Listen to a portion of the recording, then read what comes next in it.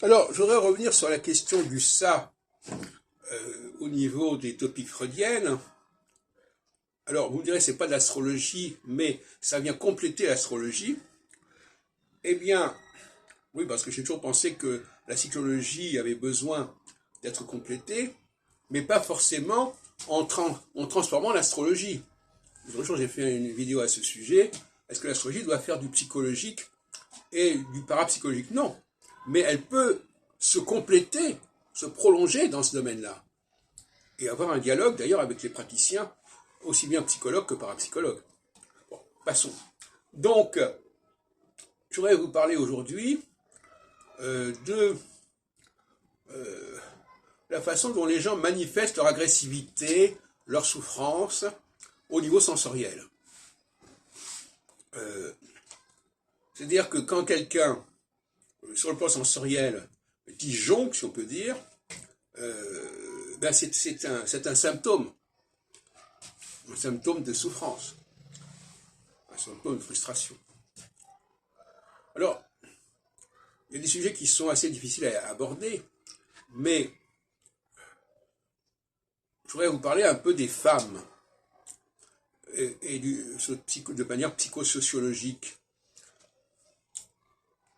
J'ai l'impression qu'un certain nombre de femmes, au-delà d'un certain âge, ne font pas trop attention, ne sont plus dans la séduction. Voilà, ne sont plus dans la séduction. Il y a une espèce de seuil de séduction.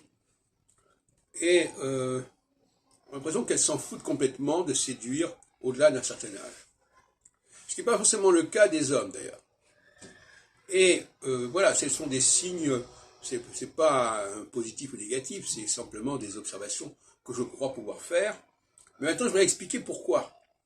Parce que, justement, à un moment donné, ne pas séduire, c'est frustrer les hommes,